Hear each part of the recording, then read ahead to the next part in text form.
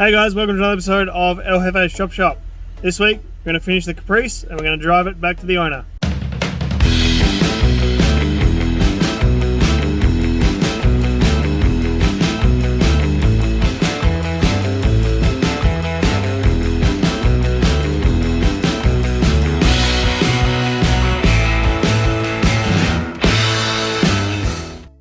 Alright, so this morning I've checked the tail shaft, put the exhaust on, and then done the O2 sensors, the little bleeder from the trans that I forgot about, and then changed all the fluids. So I've done oil, coolant, and trans fluid, and power steering fluid. So the transmission has a little rubber bung on the top on the driver's side, or sorry, on the side on the driver's side, and you pull it out from the top. So pumped some oil into there, and done the engine oil, which is pretty standard, and then I've drained all the water that I put into the coolant system, and then filled that up with actual coolant, and then the power steering, top it up, turn left to right a few times, and then see if it needs any more, and that's pretty much it. So this thing is, as far as I'm concerned, running and ready to go. So I'm just doing the first heat cycle. Other than that, I think this thing is ready to drive. There's a few issues, as you can see in the middle, but they are because the front end's not on the ground, so and not plugged in. So I need to put the front end back on, the headlights and the bumper and the rad sport and all that sort of stuff. But other than that, I think the car's pretty well happy with running. We just need to reassemble it. So hopefully get that done today.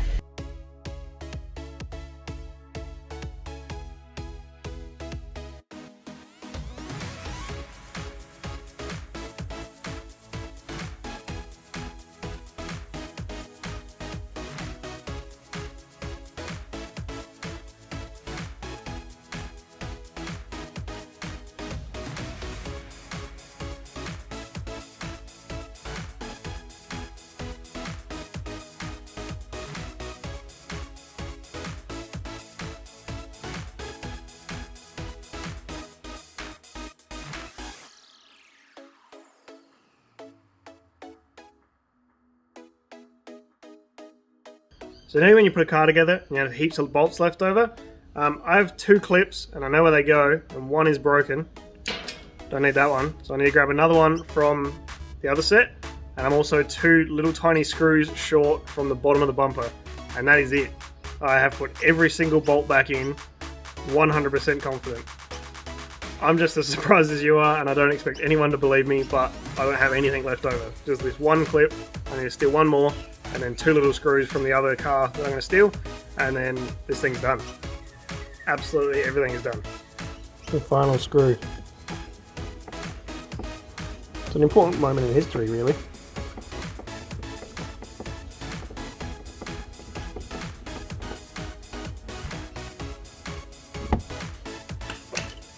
Done.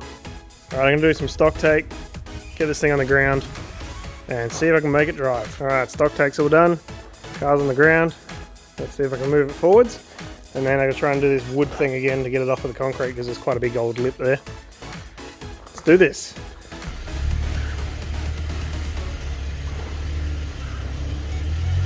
Alright, so I moved next to the shed now, or in front of the shed. I've got to check engine light, which is a bit concerning.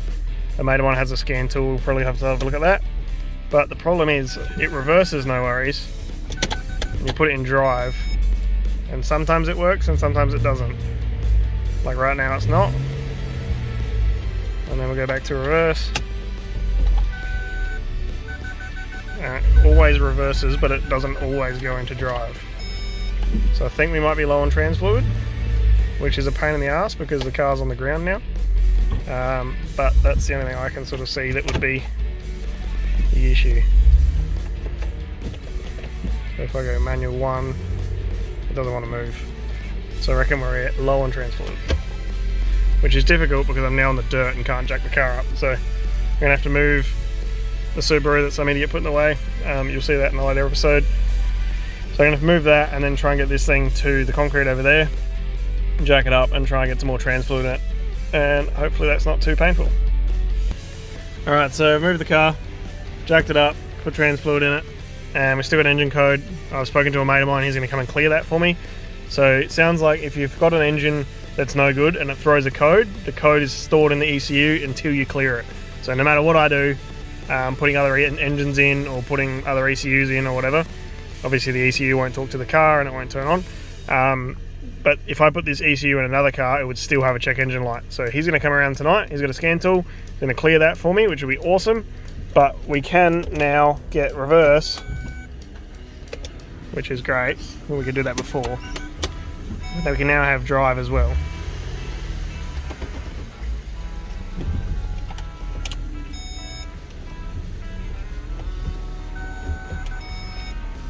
But we now have drive as well.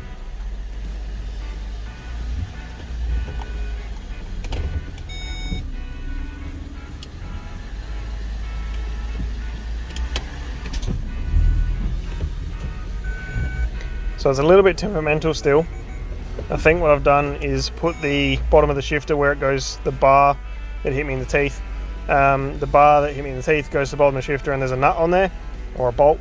And that needs to be put in the right spot. So I think what I've done is put that in the wrong spot, and you can actually move this enough to not get drive, and every other gear works, but I don't think it's engaging drive correctly, because right now I've got no foot on the brake and it's in drive, we're not moving. And if I wiggle this a bit, it's not going to do it this time because I'm recording it. But if I go reverse again, back to drive, we have drive. So I think it's something to do with the switch sensor on the trans, because that's the only thing I can think of. And this also does feel a bit weird. So if you put it gently into drive, it's fine.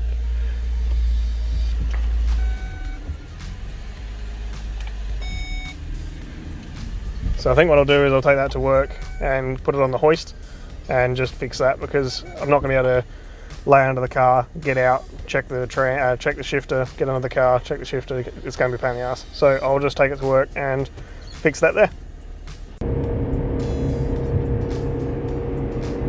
So we're driving the Commodore to the scan tool because he ran out of time. It's in limp mode and we can't do more than 65 and 4,000 RPM in second gear. We've got to drive 25 kilometers. So this is going to be slow. Alright, so last night you saw us driving to the scan tool. So we got there, had a bunch of codes, a lot of them related to me starting the car with the front end off, so don't do that. And then we cleared them all, everything was all good, started it up again, and everything was all sweet. So we drove up the road and it went back into limp mode, and then we went back, got it scanned again, and it turns out that the shifter was causing a few issues. So I said the shifter and the trans weren't quite in sync. So he happened to have a pit, so he just drove over the pit, fixed that problem, and then resettled the codes, went for a drive again, came back, and it had another fault saying the trans wasn't working properly. It was either the performance of it or it was turned off, which some weird computer thing. So the trick with that is I didn't fill the trans correctly.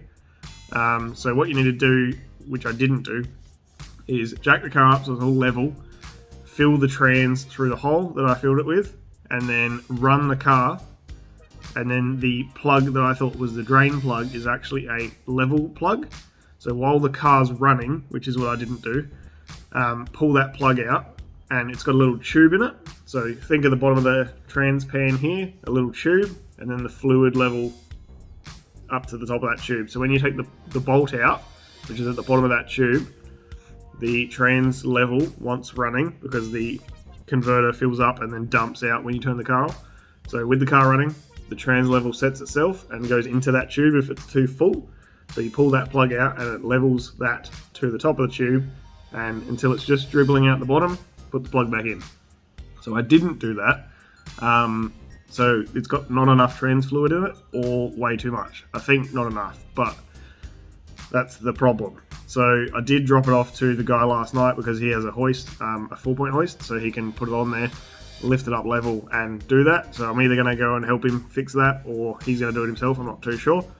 But that is what I did wrong. I will completely admit that I did that and stuffed it up. And then my mate Jake, thank you very much for your help with the scan tool. He's going to come up and clear the fault again once we've got the trans level correct. So it was a bit of a pain, but we got there in the end. Had to drive back about another 25 k's back with 2 gears and at 60. So unfortunately not as perfect and hiccup free as I was hoping, but we did get there in the end. So overall the car went together pretty easy. I don't really like working on new stuff because it's all computers and a bit confusing, and we wouldn't have had engine lights if this wasn't so new. But as a whole, it obviously is put together in a way that they can do on the assembly line. So if you take off the correct things and pull it all out the bottom, it's reasonably simple, but it can be a bit tricky because there's things that you can forget and things that you don't know that are there until you pull it apart. So I'm really happy that I had that Calais as a donor car and could pull apart all the layers individually, and it made it so much easier to find all the bolts and find all the hidden stuff that you wouldn't see until it was too late. If I didn't have that, it would have been a much slower process. So on the topic of the Calais, that is up for sale. I posted it last night, got 2 people interested already. You know what people are like, probably another 10 people before I actually sell it, but hopefully that gets going pretty soon. So it's currently Friday. I'm hoping to post this afternoon, so if it came out on Friday, it's probably today. On Monday, I'm getting a rainwater tank delivered and the Calais in the way, so hopefully that goes over the weekend, but we'll see. And next week, you'll either see Corolla content or you'll see what happened to the Seoul.